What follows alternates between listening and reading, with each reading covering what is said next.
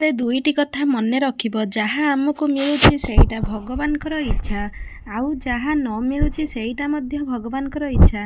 କାହିଁକିନା ଆମ ପାଇଁ ଯେଉଁଟା ଭଲ ଭଗବାନ ଆମକୁ ସେଇଟା ଦେଇଥାନ୍ତି।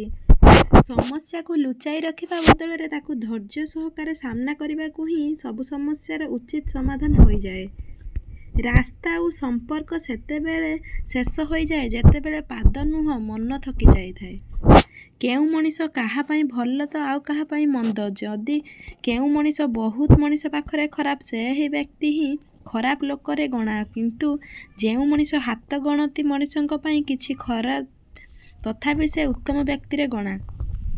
କଷ୍ଟ ମଣିଷକୁ ପରିବର୍ତ୍ତନ କରେ, କଷ୍ଟ ମଣିଷକୁ ଶକ୍ତିଶାଳୀ କରେ। ପ୍ରତ୍ୟେକ କଷ୍ଟର ଅଭିଜ୍ଞତା ଆମ ପାଇଁ ଏକ ନୂତନ ଶିକ୍ଷା ଅଟେ। ପୃଥିବୀରେ ସବୁଠାରୁ ଭୟଙ୍କର ରୋଗର ନାମ ହେଲା ଟେନସନ୍, ଯାହା ମଣିଷକୁ ଧୀରେ ଧୀରେ ଧ୍ୱଂସ ଓ ମୃତ୍ୟୁ ଦିଗକୁ ନେଇଯାଇଥାଏ। ସ୍ୱପ୍ନମାନେ କେବେ ଦୁର୍ବଳ ହୁଅନ୍ତିନି ଯେ ପର୍ଯ୍ୟନ୍ତ ଆଖି ଅଛି। ହୃଦୟ କେବେ ଦୁର୍ବଳ ହୁଅନ୍ତିନି ଯେ ପର୍ଯ୍ୟନ୍ତ ନିଶ୍ୱାସ ଓ ବିଶ୍ୱାସ ଅଛି। ମଣିଷର ଆର୍ଥିକ ସ୍ଥିତି ଯେତେ ଭଲ ଥିଲେ ମଧ୍ୟ ଆନନ୍ଦ ଓ ଶାନ୍ତିରେ ରହିବା ପାଇଁ ମାନସିକ ସ୍ଥିତି ଭଲ ହୋଇଥିବା ଦରକାର। ଭୀଷଣ ରାଗି ଯାଉଥିବା ଲୋକଟି ହଠାତ୍ ବୁଝନ୍ତୁ ନାହିଁ ବୁଝେଇବା, କିନ୍ତୁ ତାଙ୍କର ରାଗ ଶାନ୍ତ ବେଳେ ଏହା ଭିତରେ ଅଧା ରାଗ ମନରୁ ଅପସରି ଯାଇଥାଏ, ଯାହା ସହଜ ହେବ ତୁମ୍ଭକୁ ବିଳମ୍ବରେ ବୁଝାଇବାରେ। କବାଟ କହୁଛି ଅତୀତକୁ ସ୍ୱାଗତ କର, ଘଣ୍ଟା କହୁଛି ସମୟ ଚକ୍ରକୁ ଚିହ୍ନ, ଝରକା କହୁଛି ଦୂରଦୃଷ୍ଟି ରଖ ଏବଂ ଦୁନିଆ ବିଷୟରେ ସଚେତନ ରୁହ। ମନ୍ଦିର କହୁଛି ମନକୁ ସବୁବେଳେ ଶୁଦ୍ଧ ରଖ ଏବଂ ପ୍ରଭୁଙ୍କ ନାମ ଜପ କର। ଛାତ କହେ ଉଚ୍ଚ ଚିନ୍ତାଧାରା, ଉଚ୍ଚ ଆକାଂକ୍ଷା ରଖ। କିନ୍ତୁ ଭୂମି କହେ ଯେତେ ଉଚ୍ଚ ହେଲେ ମଧ୍ୟ ତୁମର ପାଦ କେବଳ ମୋ ଉପରେ ରଖ। ବାରେ ଦୁନିଆ, ମୃତ୍ୟୁ ସମସ୍ତଙ୍କୁ ଆସିବ, କିନ୍ତୁ ମରିବା ପାଇଁ କେହି ଚାହାନ୍ତି ନାହିଁ। ଖାଦ୍ୟ ସମସ୍ତଙ୍କର ଆବଶ୍ୟକ, କିନ୍ତୁ ଚାଷ କରିବା ପାଇଁ କେହି ଚାହାନ୍ତି ନାହିଁ। ଛାଇ ସମସ୍ତେ ଖୋଜନ୍ତି, କିନ୍ତୁ ଗଛ ଲଗାଇବା ବଞ୍ଚାଇବା କେହି ଚାହାନ୍ତି ନାହିଁ। ପାଣି ଜୀବନ ବଞ୍ଚାଇଥାଏ, କିନ୍ତୁ ଜଳ ସଂରକ୍ଷଣ କେହି କରନ୍ତି ନାହିଁ। ବୋହୂ ସମସ୍ତେ ଚାହାନ୍ତି, କିନ୍ତୁ କନ୍ୟା ସନ୍ତାନ କେହି ଚାହାନ୍ତି ନାହିଁ। ଜୀବନରେ କେବେ କାହାକୁ ଠକିକି ଆଗକୁ ଯିବାକୁ ଚେଷ୍ଟା କରନ୍ତୁ ନାହିଁ, କାରଣ ସମୁଦ୍ର ଢେଉ ଯେମିତି ଆଗକୁ ଆସିଥାଏ ସେମିତି ବହୁତ ଶୀଘ୍ର ପଛକୁ ଚାଲି ଯାଇଥାଏ ମଧ୍ୟ। ସାହିତ୍ୟ ବହି କୁହେ ସୂର୍ଯ୍ୟଙ୍କର ଉଦୟ ଓ ଅସ୍ତ ରହିଛି, କିନ୍ତୁ ବିଜ୍ଞାନ କହୁଛି ସୂର୍ଯ୍ୟ ଯଦି ସ୍ଥିର ତେବେ ଅସ୍ତ ଉଦୟ ଆସିଲା କୁଆଡ଼ୁ। ଅବଶେଷରେ ଲୋକ କୁହନ୍ତି ଏଠି କେହି ନୁହେଁ କାହାର, କିନ୍ତୁ ନିଜେ ନିଜକୁ ପଚାରିବେ ଭୁଲି ଯାଆନ୍ତି ସେ ନିଜେ ଆହାର। ସବୁବେଳେ ସବୁକିଛି ପାଇବାର ଆଶା ହିଁ ମନୁଷ୍ୟକୁ ଦୁଃଖ ଓ ଅଶାନ୍ତିର ଅନ୍ଧକାରକୁ ମଧ୍ୟ ଟାଣି ଦେଇଥାଏ। ତେଣୁ ଈଶ୍ୱର ଯାହା ଦେଇଛନ୍ତି ସେଥିରେ ଖୁସି ହେବା ଉଚିତ, ତେବେ ଯାଇ ଏ ସଂସାରରେ ଶାନ୍ତିରେ ବଞ୍ଚିପାରିବେ।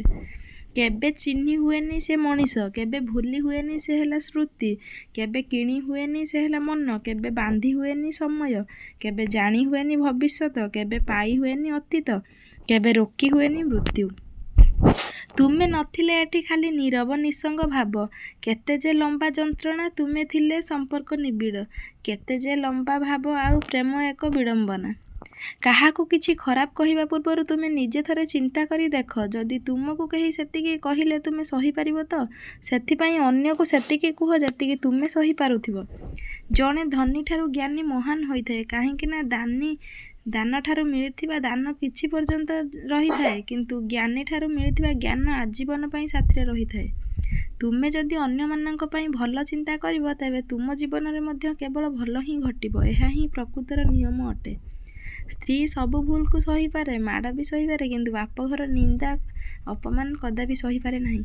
ସବୁଠାରୁ ସୁନ୍ଦର ଜାଗା ମଣିଷର ହୃଦୟ ହୋଇଥାଏ। ଯଦି ସେଇଟା ସଫା ନାହିଁ ତ ଚମକୁଥିବା ଚେହେରାର ବି କିଛି ମୂଲ୍ୟ ନାହିଁ। ମଣିଷକୁ ତାର ଗୁଣରୁ ଚିହ୍ନି ହୋଇଯାଏ। ଉଚ୍ଚ ସିଂହାସନ ଉପରେ ବସିଲେ ନୁହେଁ, କାରଣ ବଡ଼ ବଡ଼ ଉଚ୍ଚ ମହଲ ଉପରେ ବସୁଥିବା କାଉ କେବେ ଗରୁଡ଼ ପକ୍ଷୀ ହୋଇଯାଏ ନାହିଁ। ସାରା ବିଶ୍ୱକୁ ବଦଳାଇବା ପାଇଁ ଏକମାତ୍ର ହାତ ତିଆରି ହେଉଛି ଶିକ୍ଷା। ଯଦି ଦେଶ ବିଦେଶୀ ମୂର୍ଖ କରିବା ହୁଏ, ତାର ଏକମାତ୍ର ଉପାୟ ହେଉଛି ଧର୍ମ। ନିଜେ ଜବାବ ଦେବା ଦ୍ୱାରା ମଣିଷ କମ୍ ଅନୁତାପ କରିଥାଏ, କିନ୍ତୁ ସମୟ ଯେଉଁ ଜବାବ ଦିଏ ମଣିଷ ତାକୁ ପୂର୍ଣ୍ଣତାର ସହିତ ଅନୁତାପ କରିଥାଏ। ଦୁଃଖକୁ ଭାବେ ଯେ ସୁଖ ସେ ମୋ ମା, ଅଝଟ କଲେ ବୁଝାଇ କହେ ଜହ୍ନ ରାଇଜର କଥା। ଭଲ ମଣିଷ ହେବାକୁ ଠାକୁରଙ୍କ ପାଖେ ଶୁଭ ମନସ ଥାଏ, ଦୁଃଖରେ ଭାଙ୍ଗି ନ ପଡ଼ି ବିପଦକୁ ସାମ୍ନା କରେ। ଦୁନିଆରେ ସେ ଏକା ସାହା, ସେ ମୋ ମା। ମିଠା ଫଳ ପାଇବାକୁ ହେଲେ ଖଟା ଓ କଷା ଫଳର ଗୁଣ ବିଷୟରେ ଜାଣିବାକୁ ହେବ। ମନ ଖୋଲି ହସିବାର ବୟସ ଯଦି ତୁମର ନାହିଁ, କିଏ ହସିଲା କିଏ କାନ୍ଦିଲା, ତୁମେ ପ୍ରତିବାଦ କରିବାର କାରଣ କ'ଣ ହୋଇପାରେ? ସିଏ ବୃକ୍ଷ ହେଉ କି ଜୀବଜନ୍ତୁ, ମନୁଷ୍ୟ ହୁଅନ୍ତୁ ପ୍ରତ୍ୟେକ ଶରୀରରେ ପରାତ୍ମିକ ଅଂଶ ଆତ୍ମା ନିବାସ କରେ। ତେଣୁ ଶରୀରରେ ଚଳପ୍ରଚଳ ହୁଏ। ଆମେ ସମସ୍ତେ ସେହି ପରାତ୍ମିକ ଅଂଶ। ପୁଣି ଏ ଭେଦଭାବ କ'ଣ ପାଇଁ? ଭୁଲ ମୁଁ କରିଛି ତତେ ଭଲ ପାଇ, ଆଉ ବିଶ୍ୱାସ କରିଛି ପାପ। କ୍ଷମା ମୋର ବିରହେ ଜଳୁଛି, କିଏ ଦେଲା ଅଭିଶାପ। ଜାଣି ମୁଁ ନଥିଲି ମୋ ପାଇଁ ତୋ ମନ ତିଳେ ହେଲେ ନାହିଁ ଜାଗା। ପାଗଳଙ୍କ ପରି ଭଲ ପାଇଗଲି, ଦେଇ ମୋତେ ସଲୁ ସଜା। ଅତୀତକୁ ଗ୍ରହଣ କରନ୍ତୁ, ବର୍ତ୍ତମାନକୁ ପରିଚାଳନା କରନ୍ତୁ, ଭବିଷ୍ୟତ ଆଡ଼କୁ କଠିନ ପରିଶ୍ରମ କରନ୍ତୁ। ଜୀବନରେ ଯେଉଁ ଲୋକମାନେ ଆପଣଙ୍କଠାରୁ ଦୂରେଇବାକୁ ଚାହାନ୍ତି, ପ୍ରଥମେ ଆପଣଙ୍କୁ କୌଣସି ଏକ ମାଧ୍ୟମରେ ଦୋଷୀ କରି ଦିଅନ୍ତି ଓ ପରେ ନିଜ ଦୋଷ ଅନ୍ୟ ଉପରେ ଲଦି ଦେଇ ଦୂରେଇ ଯାଆନ୍ତି। ପରିଶ୍ରମ କରୁଥିବା ଲୋକ କେବେ ଭୋକରେ ଶୁଏ ନାହିଁ। ଖରାପ ଚିନ୍ତା କରୁଥିବା ଲୋକର କେବେ ପେଟ ପୁରେ ନାହିଁ। ଯିଏ ଭିତରୁ ଶାନ୍ତିରେ ଥାଏ, ତାକୁ ବାହାର ଆଶା, ଉଚ୍ଚାଚ, ପ୍ରବେଦନ ଓ ଦରକାର ନଥାଏ। ଆଖି ସିନା ଦୁଇଟି, ହେଲେ ଲକ୍ଷ୍ୟସ୍ଥଳ ଗୋଟିଏ। ମରିବା ଆଗରୁ କିଛି ଭଲ କରିବା। ଅନେକ ସାହାଯ୍ୟରେ ଗୋଟେ ପ୍ରଶଂସା ମିଳୁ କି ନ ମିଳୁ, କିନ୍ତୁ ଗୋଟେ ଭୁଲରେ ଏଠି ଅନେକ ନିନ୍ଦା ମିଳିଥାଏ। ଆତ୍ମସମର୍ପଣ ହେଉଛି ପ୍ରେମର ପ୍ରତୀକ, ଏକ ସତ ନୁହେଁ। ମନ୍ଦିର ଗଲେ ଠାକୁର ଦର୍ଶନକୁ ଦୁଇ ହାତ ଟେକି ହୋଇଯାଏ ତାଙ୍କ ପ୍ରାଣ ପ୍ରତି, ପୁଣି ସେହି ହାତ ଟେକି ହୁଏନି ଦୁଃଖୀ ରଙ୍କୀ ପାଇଁ ଯଦି ବଡ଼ ଅଭାବ ନାହିଁ। ଯେବେ ଯିଏ ମନରେ ଆଘାତ ଦିଏ, ମୁଁ ଚୁପ୍ ରହେ। ମୁଁ ଜାଣିଛି ମୋ ଅପେକ୍ଷା ସମୟ ବହୁତ ବଢ଼ିଆ ଜବାବ ଦିଏ। କାହାକୁ ଏତେ କଷ୍ଟ ଦିଅନି ଯେ ସେ ତୁମ ନାଁ ନେଇ ଭଗବାନଙ୍କ ପାଖରେ ଲୁହ ଟୋପେ ଝରାଇବ। ବିଶ୍ୱାସ କର, ସେଠି ଦିନେ ତୁମର ବିନାଶ ହେବ। ଶରୀରରେ ଲାଗିଥିବା ଆଘାତ କିଛି ଦିନ ପାଇଁ ରହିଥାଏ, କିନ୍ତୁ ହୃଦୟରେ ଲାଗିଥିବା ଆଘାତ ବର୍ଷ ବର୍ଷ ଧରି ରହିଥାଏ। ତେଣୁ କାହା ହୃଦୟକୁ ଆଘାତ ଦେବା ପୂର୍ବରୁ ଥରୁଟିଏ ନିଶ୍ଚୟ ଭାବନ୍ତୁ। ସମୟ ବୁଝାଇ ଦେଉଥିବା କଥା ବଡ଼ କଠିନ ହୋଇଥାଏ, କିନ୍ତୁ ଏକଥା ବି ସତ, ସାରା ଜୀବନ ମନେ ରହିଥାଏ। ସୃଷ୍ଟିର ନିୟମ, ତୁମେ ଯାହା ବାଣ୍ଟିବ ତାହା ତୁମ ପାଖରେ ବେଶୀ ହେବ। ତାହା ଧନ ହେଉ କି ଭୋଜନ, ସମ୍ମାନ ହେଉ କିମ୍ବା ଅପମାନ, ଘୃଣା ହେଉ କିମ୍ବା ପ୍ରେମ। ତେଣୁ ବୁଝି ବିଚାରି କାମ କରନ୍ତୁ, ନହେଲେ ପରେ ପସ୍ତେଇବେ। ଯିଏ ଧୈର୍ଯ୍ୟର ସହିତ ଅପେକ୍ଷା କରି ଜାଣିଥାଏ, ତା ପାଖକୁ ସବୁ ଜିନିଷ କୌଣସି ନା କୌଣସି ପ୍ରକାର ନିଶ୍ଚୟ ପହଞ୍ଚିଥାଏ। ଜୟ ଜଗନ୍ନାଥ। ସ୍ୱପ୍ନ ପୂରଣ ପାଇଁ ସାହସର ସହ ବଢ଼ି ଚାଲନ୍ତୁ, ବ୍ୟକ୍ତି ସଫଳତା ପାଇବେ। ଜୟ ଜଗନ୍ନାଥ। ସାଙ୍ଗମାନେ, ଭିଡ଼ିଓଟି କେମିତି ଲାଗିଲା କମେଣ୍ଟରେ ଜଣାଇବେ।